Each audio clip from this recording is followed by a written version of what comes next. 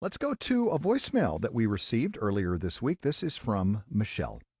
I've been told by various people that we're supposed to treasure and love Jesus more than anything else in the world. And I was wondering, how do you do that? Because I don't treasure Jesus, and I feel like my love for him is cold. And I was wondering, how do you fix that? Hmm. Well, Michelle, anytime I hear about love for Jesus growing cold, I think about that exhortation that Jesus gave to the church at Ephesus in the book of Revelation. At the beginning of the book of Revelation, in Revelation chapter 2, Jesus here is speaking to these various churches, and he's raising concerns with some of them, some of the issues that these churches had. And in particular, to the church of Ephesus, we read in Revelation chapter 2, verse 1, "To the angel of the church in Ephesus write, the words of him who holds the 7 stars in his right hand, who walks among the 7 golden lampstands." And just by the way, the 7 golden lampstands, those are the 7 churches. Jesus is saying, I'm here. I'm in your midst. And so he can go on to say in verse 2, I know your works, your toil and your patient endurance, and how you cannot bear with those who are evil, but have tested those who call themselves apostles and are not, and found them to be false.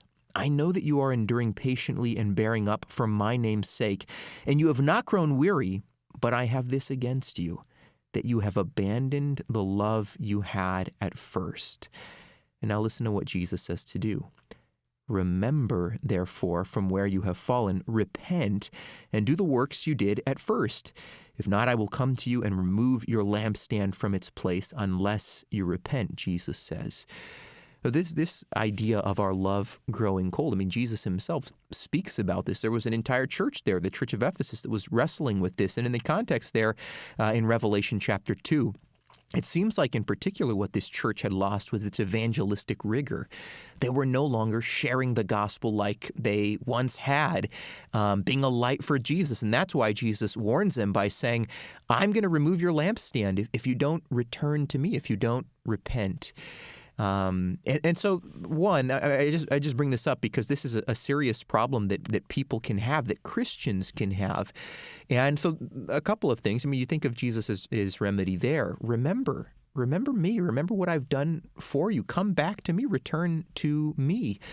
So I think that's part of it. I mean, I think that's the solution that Jesus gives. But the other thing I want to say is just, especially when we think about treasuring Christ, and we look inside and we realize, God, I fall so short of loving you.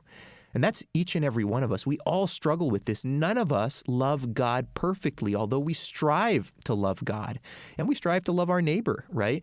But we don't love God perfectly. So how can we grow in our love for God? I think about what John said in 1 John. We love because he first loved us. And so I want to just say to you, instead of focusing on your love, instead of doing the navel gazing and looking within and saying, well, I just know I don't treasure Christ as much as I should. None of us do. Now, how do you grow in treasuring Christ? It's not by looking inside of you and then being discouraged by how short you fall of loving the Lord like you should. It's by meditating on his love for you. It's by embracing the reality of what he's done. This is why over and over when we go to church, we need to hear that gospel. We need to be nourished by it through the means of grace, things like the Lord's Supper. We're fixing our eyes on his love for us. And it's as we grow in our understanding of the love of God toward his people in the gospel, well, it's there that love for God is kindled in us. And so I want to say, go back to that, meditate upon that. And if there are things that you're doing, ways that you're living that you feel like are quenching your love for the Lord, think of what Jesus said again there in Revelation chapter 2. Well, remember and repent. Turn back to the Lord. Experience his grace, his mercy, his forgiveness, and let him fill you with his love. God bless you, sister, and may the Lord help all of us to treasure Christ as we should.